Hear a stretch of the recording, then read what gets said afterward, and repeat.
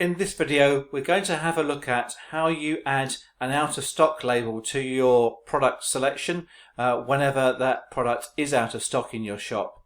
Now, I want to say that this is been styled with some CSS coding, and by default it will appear just as some normal text, maybe a different color, just above the title line here, so it will say out of stock, but we've just been adding some CSS to make it stand out more against the product.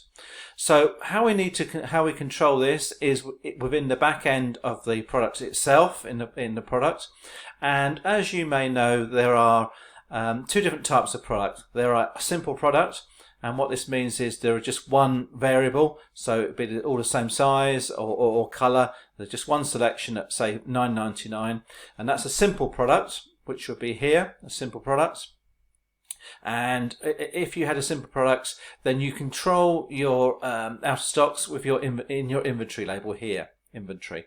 So you say that you want to manage stock, and you click on manage stock, and then you can set that product to show that it will be out of stock when you get to 0, and you can even set a low stock threshold. So when you get down to 12, say you set your stock at 120 to start with, once it gets down to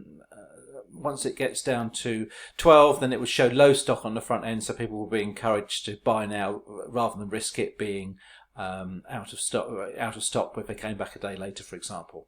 So, but this is not a simple product, so we're going to remove the managed stock at this level, and it is a variable product, so we need to look at how it's controlled. The stock is controlled under the variations. Now this is where it shows that we have two different variations for this product. One is a 12:9 size and the other is a 10:8, and each of them are controlled individually. The purpose being is that one can be out of stock whilst the other one isn't, and the other one is in stock. Now this label will only show if neither are in stock. It won't show if they are, but what will happen is that when somebody comes to buy on here, and if they click the one that is out of stock, then you'll get a message saying that that item is out of stock. So they can still go and buy the other one if they wanted to. So this out of stock will only appear if both variables are out of stock. So if we look at here, so what we've done, we've clicked to manage stock, very similar to how we would do if it was a simple product. And then if we unclick it, you'll see these extra options open up. So manage stock. Now again here you can add an opening stock if you want, say 120, and then this will go down automatically as you sell from your online site.